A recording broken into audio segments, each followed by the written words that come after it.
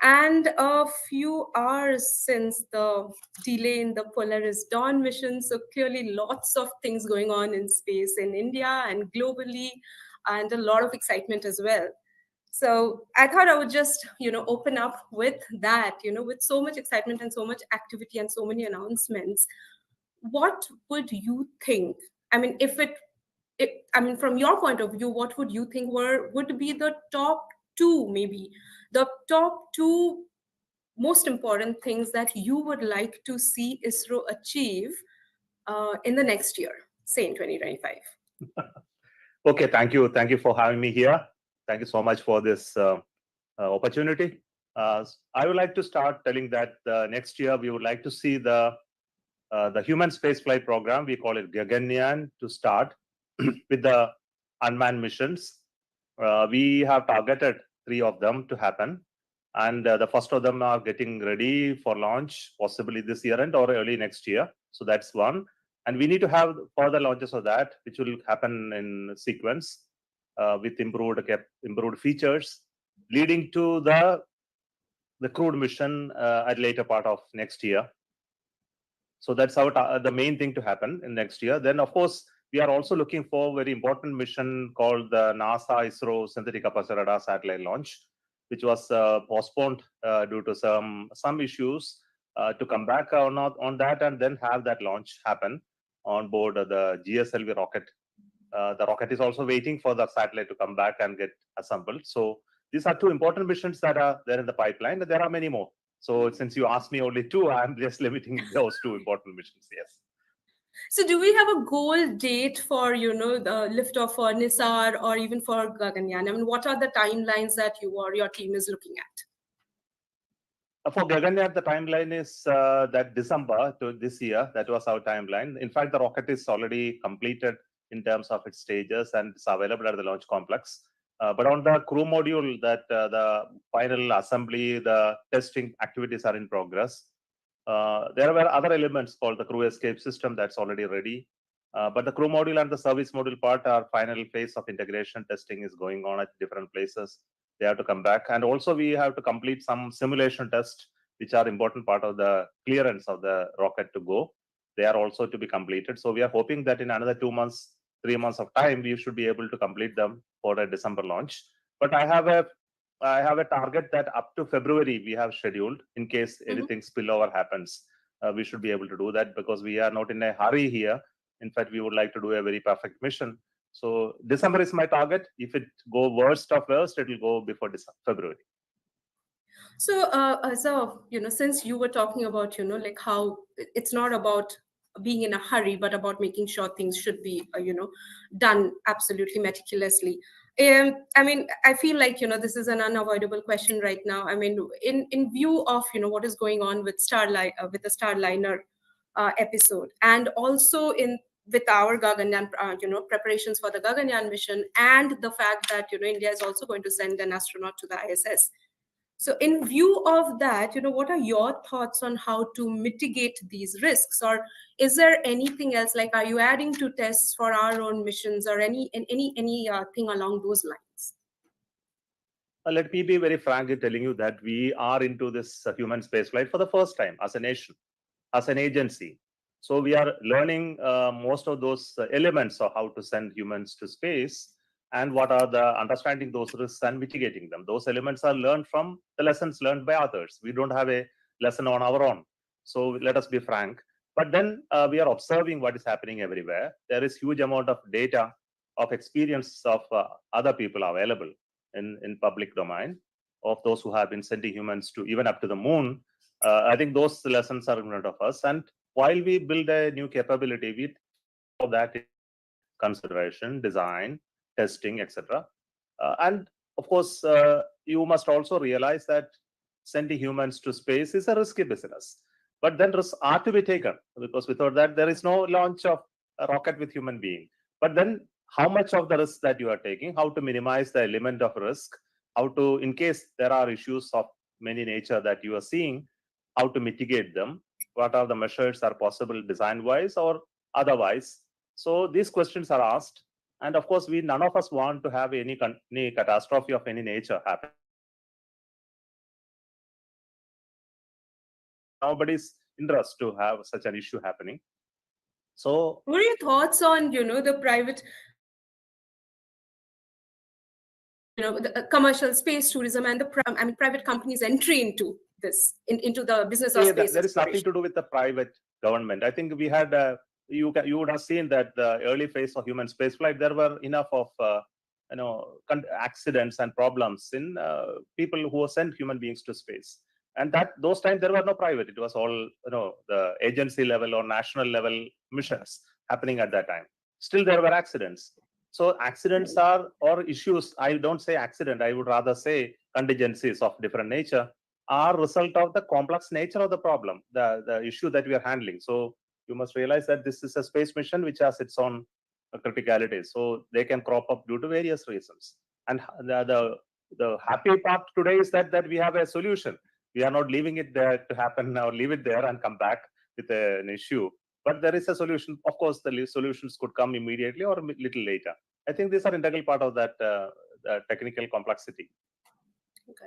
And what are ISRO's plans, like slightly, along those lines, since we have these big missions, and then you've also spoken about, our plans to explore Mars again, and then maybe take it forward and go to Venus. What are our plans to, build a reusable heavy lift rocket? Where are we on that? See, it's our vision to build the next phase of the rocket. The one just behind me is the one we have the heaviest rocket, the LVM-3. Which has a capability of around 4.5 GTO. That is typically around 10 tons to low Earth orbit. But that's not enough. We need to increase the capability to something like 30 tons to low Earth orbit, or even more. And the important part is the rockets are becoming reusable now. At least how much part of the rocket can be reused so as to bring down the operational cost, which is a second element of it. Then bringing more production-friendly and integration-friendly architecture in the rocket design is a third element. So bringing these three parts, that is heavier payload capability, reusability, and speed at which it can be done. These elements are going to be brought into our next rocket. We are working on that architecture, and recently it was also announced in the form of a model, etc., in the Space Day. And we would like to build it in the next 6 years or so. So that's our plan. So where are we in terms of the building of it? The timeline you're saying is 6 years, but at what stage is ISRO of the development of that rocket? We have already need a technology of building a rocket. It is nothing new. Only thing what we need is investment and a business plan to build rockets, because rockets are never built just for fun. They have to be built for a purpose. So unless there is a purpose for a heavier rocket to come, there was no need to build a heavier rocket in India. And but now LVM-3 there is the purpose. LVM-3 was the current rocket was meeting all the requirements of sending communication satellites and other scientific missions. But then we have now a new vision announced by our Honorable Prime Minister that we must build space stations, we should send human beings to moon, etc. And there must be a sustained human spaceflight mission. And also looking at bringing down cost of launches substantially lower in the current emerging world scenario. The need of a new rocket is felt. So when that need is felt, then we look at it in a sense that how to build it, how to operate it over a long term, how to commercialize it so as to justify this investment and returns. These aspects are looked very critically, and we are into different elements of building the rocket. First, I must tell you there is no technology gap that we have for building the rocket. Everything needed for that is available with us even now. Then what is the 6-year timeline for, sir? Timeline is, of course, building a rocket takes its own qualification cycle. It's not like you have a design right away and build it in next 1 year. Not like that. There are different elements that need to be built. They have to go through a very rigorous qualification cycle, which includes hundreds of testing of different nature. Not launching alone in the ground. There are so many tests of the structures, the tankages, the propulsion. All of them will go through rigorous testing. Then after that, we have to establish manufacturing facilities, none of them are existing today. We have to establish new manufacturing facilities. We should also establish new integration facilities, which will be much more massive than the current facilities. Also, the launch pad of the current launch pad, which we have, will not serve this rocket. So we have to build a new launch pad. So all of this building process will take 2 to 3 years of time. After that, the rocket will roll out and we will start launching them in different levels and declare them operational. Maybe 6-7 years from now, we can have it continued production.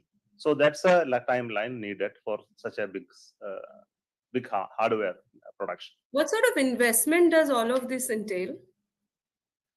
Yeah, investments are something that I cannot disclose to you because we always do with certain frugality of in terms of cost, and many of the available infrastructure facilities will be utilized uh, for this rocket development. I can tell you even today to conduct a development test of any of them, we don't need any new facilities. So that much I can tell you. So facilities for developing propulsion, we don't need at all. None of the new facilities are needed. What we need is only for integrating. We need maybe large holes facilities. We also need a launch pad for it. So those investments are not meant for this rocket alone. It's meant for a long-term, capital intensive system we need. The rocket development is actually, we made an estimate. It is very, very, very less number. I can't disclose to you until I get a clearance from my government to do that. And also we would like to, at this moment, we also are inviting industries to join us to be partners in developing this, so that once it is developed, the industry will take on and produce it on directly instead of That's a very later transfer. interesting thing. I Yeah. was just going to ask, like, are there plans to, do with this new heavy launch rocket to go the same way as you have done with the SSLV and PSLV, where, there has been a transfer of technology to the private industry? No, Is this that way, the way you in want this to build rocket, this? yeah, and this rocket we don't want to do like that. Take entire responsibility development within ISRO, and after it is developed and tested, hand over the technology to an industry. The problem in such a case will be industry has to learn everything from the beginning after everything is done by ISRO. So we have a different model for this rocket, new rocket, that they should become partners right at the beginning. So we are trying to create a private partnership, public partnership model right at the development phase itself. But of course, funding or financing this whole project by private could not be a feasibility to start with. So government need to come forward to create that investment to start with. And once it is started and developed, industry can take on the production on a commercial basis. So we have a model like that. But industry will be a partner right at the beginning. So they will understand what is needed, create those production facilities all in the needed time frame, so that once it is developed, operationalizing and producing in numbers could be much easier. So this is our plan. So it's a different model than what we did for PSLV and SSL. Understood. At this point, there is a question from the audience. I mean, there are quite a few, but this one is right relevant to what we're talking about. So, Dr. Somnath, there's a question from the audience. You talked about lowering the launch cost of rockets. What are some of the steps ISRO has taken or is taking towards becoming the global go-to partner for launches? Okay, there are two components in the question. One is about costs, and second is to become a global partner. Let's look at the costing. The cost is a component. Cost comes out of the per kilogram cost. We typically say per kilogram launching to an orbit. What is the cost? It's constituted of various elements. One, if the rocket is heavier, that can put a heavier payload, per kg cost will come down. This is a similar principle. So something which launches 1 ton, a rocket which launches 10 ton will have a per kilogram lower cost. So it is advantageous to develop a heavier launcher compared to a smaller launcher. This is very clear because of the principle of the mass ratios, which is a technical element which I am not discussing here. Second part is the production friendliness. We should use technologies which are manageable at a lower cost, which includes the choices of material, the manufacturing processes, the assembly and testing processes must be simplified to an extent that we can save on the cost. Third, of course, is in terms of reuse. If you are creating reusability substantially, of course, cost will come down. But then there is a cost of reuse also coming, how to recover, how much time will it you take to bring it back to flight-worthy condition and reuse them. So this also has to be minimized. So these are, then of course, question of modularity. Reduce number of parts and then increase the product quantity. So it's like engines, use a similar engine as much as possible, reduce the hardware count in terms of variety so that the production, tooling and other related costs and overheads will come down and material inventory will come down. And similarly, the development hardware cycle time also will come down. Then finally, you bring in little more automation in the integration testing processes, which will also reduce the overheads and operational cost. So there are many elements to it. So we are addressing all of them in the current design to bring down the cost. Now, coming to the second element part of your question on the international cooperation, we are looking into various aspects of it, where all there is a potential of joining with others. These discussions are currently going on, which will definitely come out in due course of time. Along the lines of that, when you're talking about, of course, ISRO has done a lot, and India is, pushing on all fronts to make sure that, India, when we talk about space, India is a name that comes seamlessly in the conversation. And we are also probably the only country in the Artemis Accords that has been on the moon right now. I mean, in the last decade, I mean, if I'm not wrong. I really don't know. I really don't know. So, okay, I think that must be right. Like, of the signatories of the Artemis Accords, I mean. Okay, but okay. I did have a question on that front. What specifically is India's contribution to the Artemis Accords? How are we contributing there? See, we would like to be a partner in the whole process. So the whole Artemis Accord is directed towards finding a way to come together to explore space, other planetary bodies in a sustainable manner, and create a framework of doing it. So it's something it's of interest to us as well. While all those people who are signatories in this are looking at the similar field. So we would like to understand how this whole journey of future exploration of Moon and Mars and other planetary system will happen, and how countries will work together towards that part. Because all of us realize that it is not possible for anyone to go alone for a longer periods of time. And like in the past, it has to be always a joint venture, joint processes, because you will always face contingencies, criticalities, and regulatory issues, working together issues when you do such things. So it is always better to find out a framework on which that you can operate and discuss, close issues, mitigate risks, etc., through a joint working. So precisely the goal of Artemis Accord is that only. In our way, we will contribute because we have been just a signatory, and we have been participating in all the discussions of the Artemis team group, and we will contribute in our best possible way, very positively and critically. Which also brings me to, in the past, Dr. Somnath, you have also spoken about how, exploration is exploration, but you also see, space being the next strategic front, including, including the moon being the next, potentially the next base for further strategic, planning and exploration for various countries. How do you envisage that, unfurling? Like, what exactly do you see happening, whether when we are talking about, being on the moon or exploring Mars or exploring Venus, what are the strategic points that you think can be explored there? You mentioned about the space being a strategic front. Of course, this is nothing new. I think it has always been, because space gives you a very, very vantage position with respect to communication, with respect to remote sensing, observation, and also, as you know, about the geospatial location, that is PNT services. And all three are very crucial with regard to intelligence gathering, etc. So space around Earth is something very interesting and continue to remain as a very important front. But then going beyond Earth, going to Moon, Mars, etc., its strategic intents are slowly emerging. It is not fully very evident or very clear at this moment. But then there are different schools of thoughts with respect to Moon, at least, how Moon will become very important as far as the global strategic alliance. What is your personal view on that? Yeah, it is important. It is very, very important. It is important because Moon is a natural satellite of Earth, and it has advantageous position, not far away, but sufficiently far away.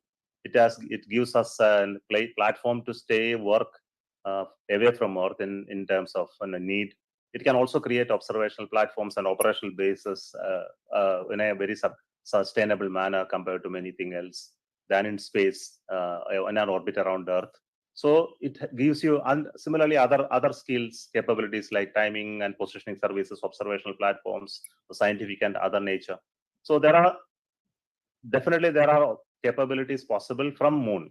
So that's why it is interesting for us. But then isolated missions to moon won't serve the purpose. So missions to moon in a sustained manner over a larger framework only, it's going to be useful, because if you work on a isolated mission, it doesn't serve that purpose. So for example, if you want to create a GPS equivalent service in moon, it is not possible by one nation alone. How we have to find a framework on how it can, other multiple nations can join together to create a framework of like that. So there are many, similarly, a real far side of moon observatory to deeper space, how to create such observation platforms and use this data for scientific purpose over a long period of time, which is again a joint possibility. So there are such possibilities exist on moon. Got it. And also, that, I mean, if we are talking about, going on the moon and exploring our natural satellite and things like that, what I think also naturally comes up is also the topic of space being the fourth frontier of defense, which is something that is increasingly being talked about all over the world, not just in India. You're also the secretary for the Department of Space, and ISRO. Yes, it has its civilian uses, but of course, there's also a defense aspect to a lot of the work that you do. So, from that point of view, I was wondering, how much or how is ISRO involved in boosting our own space defense capabilities? See, we are working on creating infrastructure, not a defense capability, really. In terms of space, that we know, when we have ability to launch satellites on our own from our land, it is a strategic capability. So anyone who wishes to launch a satellite from India can launch it, which is we don't have to wait for that capability. So that's definitely a strategic capability. Building a satellite on our own with certain capabilities, like maybe communication, observation capabilities, again a strategic capability. So and again, we are also having our own regional navigation system, which is NAVIC, based on IRN as a satellite constellation, which provides you an assured services in terms of the control services or public services. So which is again a strategic capability. So is there any ISRO's involvement in building India's, like, for example, ISR capabilities? No. Those type of things are dealt by the strategic team separately. That whereas we work on capability development, technology development. So that's our ISRO's goals are only limited to technological and infrastructure capability development, both in ground as well as in space. Got it. And a couple of years or some months ago, I think the last when we were talking, and maybe in some other platforms as well, you did, mention just broadly that, even we're talking about ISR, we're talking about broadly about space defense. You said that, our spy satellite capabilities, India's spy satellite capabilities, for example, are not enough as it was at like maybe a year ago. Where are we at right now? Have you made any changes or strides in that? Is ISRO helping? And what is the update on that? See, it's not about spy satellite. It's even observational capability. For example, Right. Yes. India is a vast country. We have coastal lines of so much of kilometers of length. There must be something like 7,000, 6,000 or so kilometers in length. We have borders of equal length, and areas which require observations for very periodicity of observation. We call it revisit capability. Is also not very high. With certain number of satellites, something like 18, 20 satellites, the ability to observe all these areas on a continuous manner. Again, look at the oceans that we have to cover. The Indian Ocean, the Arabic Sea, and all these areas are so vast and huge. And if you have to keep observing them on a repeated manner with a reasonable high resolution to make any sense of it, then the number of satellites are just not enough. No. Then look at the second aspect is about our resources mapping. For example, our high resolution images that we need to make for cartography purposes, our flood warning. I will tell you, recently there were some serious floods, and our satellite was not there when this happened. We have to wait another 1 day for the satellite to come and then look at that image location. So then what is the holdup? Why are we not commissioning enough of these? satellites, It whether has to for be, observation or for any it is other very purpose. easy to say have 1,000 satellites, but then it takes money and effort and time to build them. See, it also goes with a certain output that you will generate out of it. For example, it's if you just for fun, you cannot have 1,000 satellites. They must also produce results, an economic activity or output out of that investment. And every satellite launching costs you thousands of crores. So you look at how you can monetize the whole process and how to bring a business out of that, then it will sustain on itself. So it is simple like that. So we have a desire to put more satellites, but it is limited by our ability to invest in a sustainable manner. So How we are can looking that at how. change? How does that change? Say, Yeah, by your that is precisely something we called as space sector opening that happened in 2020. We are trying to see how to create such an environment in which demand for more satellites will automatically come. See, if you look at from the governmental perspective, it's only from suppose administration's perspective. I will say, yeah, put more satellites so that I can see all the borders and all the floods and all the drops and all issues are seen on a real time. But that takes me thousands of satellites. But then we will also see if that is not happening other time, what I am going to do. So we will look at how to that images, how it will go, get into a certain value addition, how that will generate some revenue generation through peaceful times, and you look at the entire ecosystem. So one of the important points that I will tell you that recently we announced the space sector opening in which the private people are coming into space. So forget about the people who are building rockets or satellite, but just look at the satellite image utilization alone. We have a geospatial data policy announced. Every data which is 5 meter and above resolution will be made free. And we are encouraging a lot of startups to come into this sector and make use of this satellite data for business and commercial utilization. Another option that we are opening is that we want to build a LEO constellation of Earth observation satellite in a PPP mode. So let us have private companies and government joining together to launch more Earth observation satellites. So wants to use this data for commercial use alone, not for governmental use. So if you create some new schemes by which there can be more people ready to invest, not government alone, all that cannot be invested by government. We must also find ways by which the commercial activity, there is a huge amount of activity possible. Only thing is we have not explored enough. So those avenues have to be found out. There must be a demand for more satellites to come. Then naturally they will get launched. Then we also have to find out ways by which we can infuse the communication, remote sensing, and navigation capability into a common platform, and find out new applications also, like IoT, etc. So is ISRO talking? I mean, we had a very successful, OneWeb launch, which was a first in many ways. Is ISRO talking to other global clients for satellite launches currently? I mean, are there others that are, imminently going to be launched on ISRO rockets? Yeah, there are many potential customers in waiting for launch in our rockets, but unfortunately, we don't have enough rockets. This is one of the again a difficult scenario. Though we have rockets of capability, for example, the one LVM-3 is 4.5 ton, but our production is hardly 2 to 3 in a year, not more. So this And is is again that another. part of the reason why, the entire vision to, ask private companies to take on the manufacturing of it so that it can be done Precisely. at scale? Yeah, precisely. See, when we developed this rocket, we did not create the manufacturing capability. We developed the capability of building the rocket, but not in numbers. That requires additional investment and requires additional facilities, infrastructure to be built over some period of time. So now, after looking at seeing the market of this rocket, not only for governmental launches but also for private launches, we are seeing that its production has to be at least doubled or tripled. So we are taking actions now. That's why LVM-3 is now offered in PPP mode. We have already set out the RFI for the industries to come forward and create that capability. We are hoping that will happen in another 2 years of time. Got it. So again, there's a buildup of many questions from the audience. I'm just going to take this one. Does space, they're talking about space debris. Does space debris in Earth orbit present a real threat to your space plans, including the Gaganyaan mission? Of course, it will. It creates So a threat to every. what are we doing to respond to, this very real danger?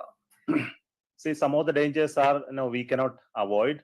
Some can be avoided. For example, the one which are observable, which are catalogued, which are being tracked, which are predicted, they are managed through collision avoidance maneuvers and collision avoidance predictions. And then thus the threat to existing satellites and space stations or any human spaceflight objects can be managed. But there could be debris which are not observable. Something below 10 centimeter in size could always pose a danger. But these dangers are in statistical numbers. For example, 1 in 1 lakh, 1 in 10, 10 lakhs, or 10,000s. So these are possibilities and probabilities. But then while we're taking missions like human spaceflight mission, we always operate in some more safer zones where the debris population is likely to be lower and possibility of them coming and hitting is lower. So this is one of the measures that we take. And second is aspect is that we are, as a responsible nation and agency, we should not create debris. So we should contribute not to create additional debris.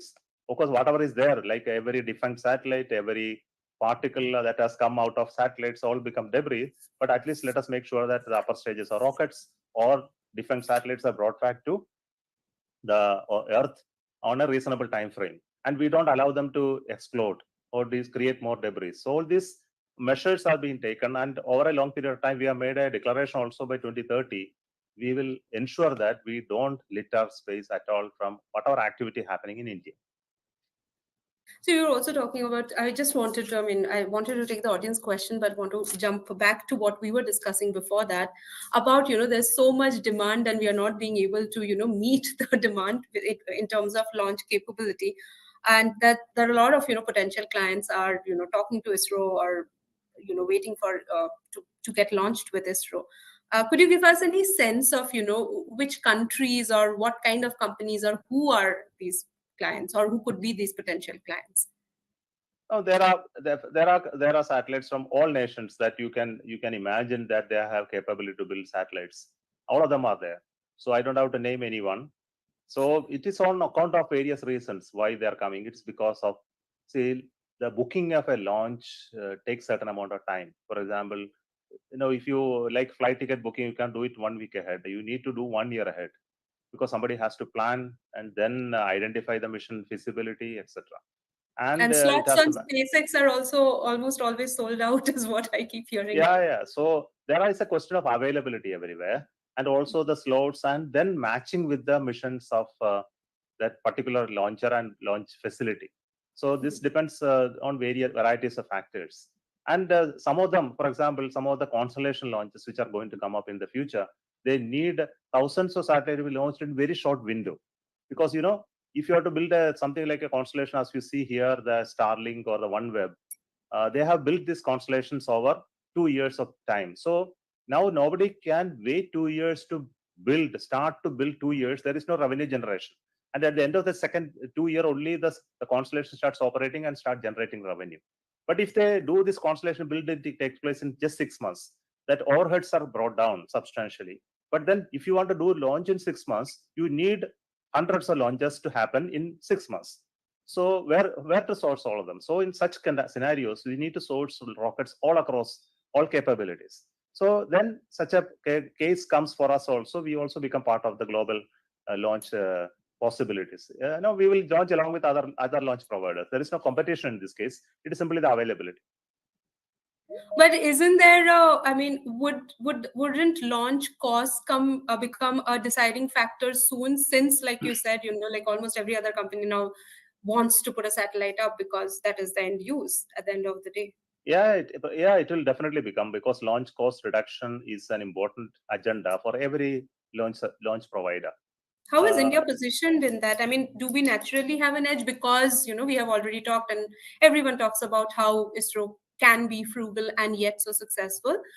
Does that give us a Now the natural edge? launch cost contains various elements. No, launch cost contains the overheads of the development cost, how much money you have pumped in to develop the rocket, then the cost of the unit cost of the rocket, plus the subsidies that the governments which are operating or the agencies which are operating provides to ensure you certain market share, or the profit that the company want to take, either of them. So these costs are dictated by these factors. You can underquote it, you can overprice it also. So these costs are very, very relative in that sense. But then ultimately, if you have to have a sustained the commercially viable launch ecosystem, we need to bring in the other elements which I mentioned in my earlier answer. How to bring down cost, all must be made. And I can tell you today that India's position is good because of the reason that our overheads for development are very, very low compared to anyone else in the world. So we can develop rockets at very, very low cost, substantially low cost.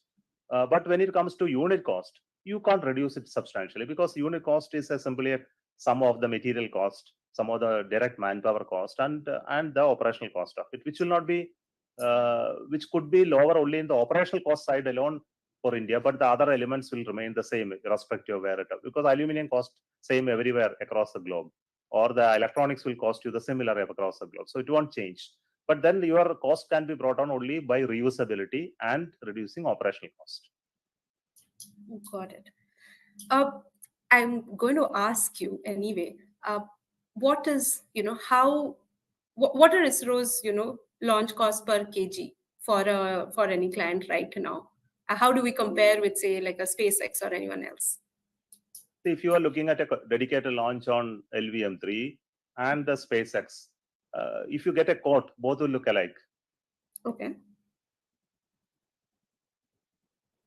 Because I have seen it because we are launching one satellite in SpaceX now. We are one of the satellite of Yes. GSAT-20 is going for launch in SpaceX, and I know the launch cost they are charging. Right. It is similar to the cost that we would incur when we launch in LVM3. If my payload capability was little more than the present, I would have launched in LVM3 straight away. Since that is not there, it is going to SpaceX. The cost which money I am paying them is similar to the money that I need to spend to build a rocket and launch. So it's not very different. So the advantage won't be that. The advantage will be availability as we develop our capacities. Yeah, of course it is. Yeah. Got it. Which also brings me to, there is so much going on. And I mean, we have spoken before, you have spoken about it publicly before. ISRO is doing a lot. And generally in the Indian space sector, there is a lot of activity, the land share of which is obviously shouldered by ISRO. How do you, I mean, what sort of overall investments are you looking at in terms of, ISRO's budget for the next financial year? Do you think it is time to, up our R&D budget, or what are your thoughts around that? The budget as you know, every budget of any agency contains many elements. One, of course, is our as an organization, how to sustain it, that creating certain capability and maintaining it, the knowledge, etc. It needs some money. Second element is that we need to take up new R&D work over a period of time to develop new capabilities. That requires the second element of the budget. Third element is the projects and programs that are required for nation, which includes exploration or certain national missions which need to be undertaken. So our budget is into these three elements, and our first two part of them are always assured. For example, the organizational funding which requires to maintain its knowledge, and the R&D funding which is required is always guaranteed and always coming. And the last many years you would have seen that it's always there. But then we are now asking for new programs.